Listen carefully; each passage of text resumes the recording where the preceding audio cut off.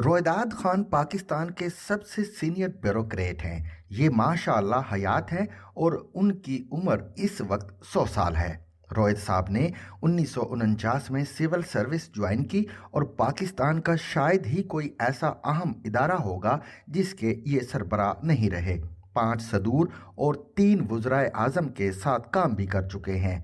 मुल्क में एहतसाब का अमल भी उन्होंने शुरू किया था और ये अमल आहिस्ता आहिस्ता आगे चलकर नैब बन गया। ये 1971 में जनरल याह्या खान के दौर में सेक्रेटरी इंफॉर्मेशन थे। ढाका में फ़ौज के सरेंडर और मशरकी पाकिस्तान की अलहदगी की खबर खान साहब ने जारी की थी। उन्होंने 1947 में एक शानदार किताब अ ड्रीम गॉन सोअर लिखी। ये किताब पाकिस्तान का नौहा भी है और तारीख भी। मैंने 22 साल पहले ये किताब पढ़ी, लेकिन आप यकीन करें ये आज तक मेरे हाफजे में करवटें ले रही है और मैं इसके सहर और दुख दोनों से बाहर नहीं आ सका। रोहिदाद खान ने इस किताब में 16 दिसंबर 1971 का जिक्र करते हुए लिखा, हमने मशरकी पाकिस्तान खो दिया था। मैं दुख के आलम में ऐवान सदर पहुंचा। सदर जनरल याह्या खान और उनके साथी सरेंडर का ड्राफ्ट सामने रखकर बैठे थे और वहां ये बहस चल रही थी, इस ड्राफ्ट के नीचे मशरकी पाकिस्तान का स्टैंडर्ड टाइम लिखा जाए या मगरबी पाकिस्तान का। बहस जब तवील हो गई तो सदर याह्या खान ने कहा, मैं आप लोगों को कहता रहा था आप मशरकी और मगरबी दोनों हिस्सों का स्टैंडर्ड टाइम एक कर दें। आप लोगों ने अगर मेरी बात मानी होती तो आज कम अज़ कम ये मसला तो ना होता। रोहिदाद खान के बकौल मैंने उनसे कहा, सर हमने मशरकी पाकिस्तान खो दिया है, मुल्क टूट गया है, हम सरेंडर कर रहे हैं, लेकिन आप लोग किस बहस में मसरूफ़ हैं। मेरी बात सुनकर सब मेरे ऊपर पल पड़े और गुस्से से कहने लगे, तुमने सरेंडर का लफ्ज़ क्यों बोला?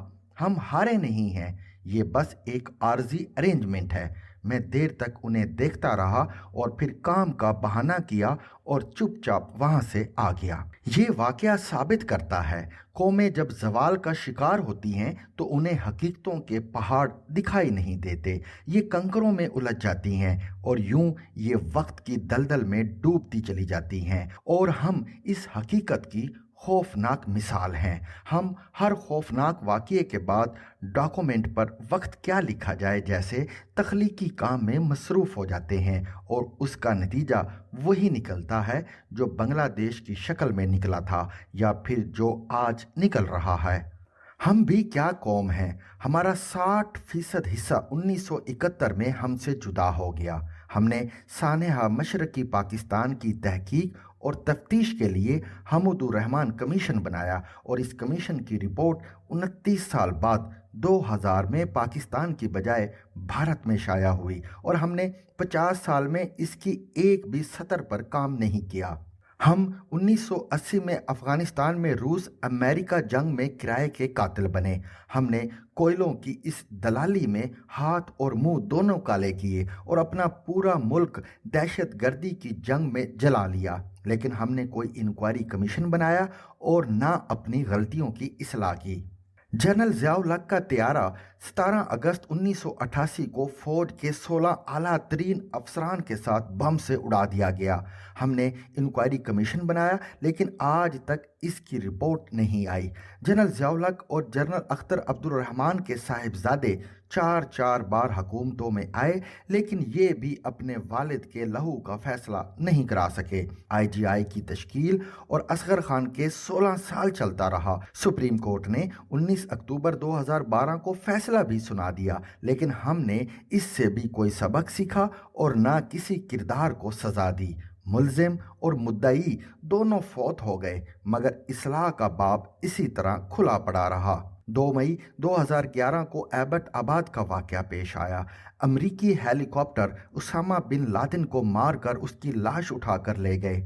हमने जिम्मेदारों के तयन के लिए 31 मई 2011 को कमीशन बनाया और आज तक इसकी रिपोर्ट भी पब्लिक नहीं हुई। और हमने 2011 में मिसिंग पर्सन्स का कमीशन भी बनाया। मिसिंग पर्सन्स मर खप गए, उनके लवाहिकीन भी दुनिया से रुखसत हो गए, लेकिन हम आज तक مسنگ پرسنز کی حتمی فہرست تیار نہیں کر سکے، اور یہ ان 2 درجن خوفناک واقعات میں سے چند واقعات ہیں جو قوموں کا مقدر بدل دیا کرتے ہیں، جو مردہ سے مردہ ترین ضمیروں کو بھی جگا دیتے ہیں۔ لیکن مجال ہے ہمارے ضمیر پر دستک ہوئی ہو، یا ہم نے گہری نیند میں ذرا سی کروٹ ہی لے لی ہو، اور ہم اس پروفائل کے ساتھ وزیر اعظم ہاؤس کی آڈیو لیکس کا فیصلہ کرنا چاہتے ہیں۔ وزیر اعظم ہاؤس کی پہلی آڈیو 24 سپتمبر کو لیک ہوئی۔ وزیر اعظم میاں شہباز شریف اور پرنسپل سیکرٹری توقیر شاہ کی گفتگو لیک ہوئی، اور ملک میں کوہرام برپا ہو گیا، اور اس کے بعد لیکس پر لیکس ہوتی چلی گئیں، اور اب تک موجودہ حکومت اور عمران خان دونوں کی 4 آڈیو لیکس ہو چکی ہیں۔ دنیا میں اس وقت 249 ملک ہیں، اور پاکستان ان میں واحد ایسا ملک ہے جس کے محفوظ اور حساس ترین دفتر کی آڈیوز روزانہ کی بنیاد پر لیک ہو رہی ہیں، اور حکومت اور اپوزیشن اس پر پریشان ہونے کی بجائے بغلے بجا رہی ہیں۔ وزیر اعظم شہباز شریف کی لیکس پر عمران خان کی ہنسی نہیں رک رہی، اور وزیر اعظم عمران خان کی لیکس پر موجودہ حکومت کے وزراء کہے لگا رہے ہیں، اور ان میں سے کسی کو بھی صورتحال کی نزاکت کا اندازہ نہیں۔ محل کو آگ لگی ہے اور چوکیدار چوہے گن رہے ہیں۔ یہ ہیں ہم۔ ایشو یہ نہیں ہے کہ عمران خان، شاہ محمود قریشی، اسد عمر، شیریں مزاری یا اعظم خان نے کیا کہا تھا، یا میاں شہباز شریف اور توقیر شاہ کے درمیان کیا گفتگو ہو رہی تھی۔ اصل ایشو یہ ہے کہ پاکستان میں وزیر اعظم ہاؤس جیسی حساس ترین جگہ بھی محفوظ نہیں ہے۔ وہاں بھی گفتگو ٹیپ ہوتی ہے، اور یہ گفتگو بعد ازاں لیک بھی ہو جاتی ہے۔ دوسرا، ہم 17 دن گزرنے کے بعد بھی گفتگو ریکارڈ کرنے والے لوگوں تک پہنچ سکے، اور نہ ہم اب تک ہیکرز کو گرفتار کر سکے ہیں، اور ہم دنیا کا واحد ایٹمی اسلامی ملک بھی ہیں۔ کیا یہ ہمارے لیے ڈوب مرنے کا مقام نہیں؟ ہمارا اصل کنسرن یہ سیکیورٹی بریچ ہونا چاہیے تھا۔ ہم نے سیکیورٹی بریچ پر ایکشن لینا تھا، لیکن ہم نے عمران خان اور شہباز شریف کے خلاف ایکشن شروع کر دیا۔ ہم نے ان دونوں کو غدار اور اقربا پروری کا نشانہ بنا دیا۔ کیا قومیں اس طرح پنپتی اور چلتی ہیں؟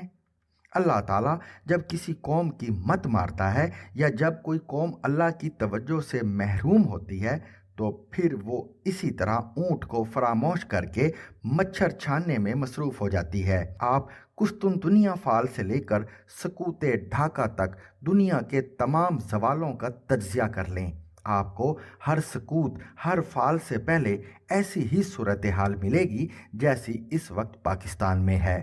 سلطان فاتح نے 1452 میں قسطنطنیہ فتح کیا۔ یہ شہر اس وقت عیسائی دنیا کا قبلہ ہوتا تھا۔ سلطان فاتح جب استنبول کی دیواریں گرا رہا تھا، تو اس وقت آیا صوفیہ میں عیسائی علماء اس بحث میں مصروف تھے، حضرت عیسیٰ نے آخری ڈنر میں خمیری روٹی کھائی تھی یا پتیری۔ ہلاکو خان کی فوج جب بغداد کی دیواریں ٹاپ رہی تھی اور دریائے دجلہ میں نعشوں کے پل بن چکے تھے، اس وقت مسلم علماء شرعی داڑھی اور مسواک کا سائز متعین کر رہے تھے۔ نپولین بوناپارٹ کے فوجی جب سینٹ پیٹرز برگ کی سڑکوں پر مارچ کر رہے تھے، اس وقت زار روس اگلے شکار کی تیاریوں میں مصروف تھا، اور محل میں یہ بحث چل رہی تھی، ہم اس بار برفانی ریچھ کا شکار کریں گے یا رینڈیئر کا، اور اس کی کھال سے ہز ہائنس کا کوٹ تیار ہوگا یا پتلون۔ غرناطہ کی آخری رات ابو عبداللہ محمد کا سب سے بڑا مسئلہ مراکشی بھیڑ کا گوشت تھا، اور اسپین کے مسلم علماء مسلکی مباحثے میں مصروف تھے۔ روس افغانستان پر قابض ہو رہا تھا، تو افغان صدر گرمیوں کی چھٹیاں منانے کا پلان بنا رہا تھا، اور جب ہماری فوج ڈھاکہ کے پلٹن میدان میں سرنڈر کر رہی تھی، تو ہمارے حکمران یہ بحث کر رہے تھے سرنڈر کے ڈاکومنٹ پر مغربی پاکستان کا ٹائم ہوگا یا مشرقی پاکستان کا۔ اللہ تعالیٰ معاف کرے، میرے منہ میں خاک۔ ہم اگر نہ سنبھلے، ہم نے اگر عقل سے کام نہ لیا، تو اس فہرست میں ایک اور قوم کا اضافہ بھی ہو جائے گا، اور کل کا مورخ لکھے گا، جب پاکستان ڈوب رہا تھا تو حکومت اور اپوزیشن دونوں ہیکر اور سیکیورٹی بریچ کا مقابلہ کرنے کی بجائے ایک دوسرے کی حب الوطنی ناپ رہے تھے۔ خدا خوفی کریں، آپ کیسے لیڈر ہیں؟ آپ صرف اگلے الیکشن کے ایشو پر بھی ایک دوسرے کے ساتھ نہیں بیٹھ سکتے۔ آپ آگ پر توجہ دینے کی بجائے پتنگوں کے جلنے کا جشن منا رہے ہیں۔ آپ کی عقل کہاں چلی گئی؟ آپ کی آنکھ کب کھلے گی؟ کیا آپ ملک کے ڈوبنے کا انتظار کر رہے ہیں؟ خدا کے لیے اکٹھے بیٹھیں اور ایک ہی بار ہر چیز طے کر لیں، ورنہ ہم طے کرنا تو دور، ہم سوچنے کے قابل بھی نہیں رہیں گے۔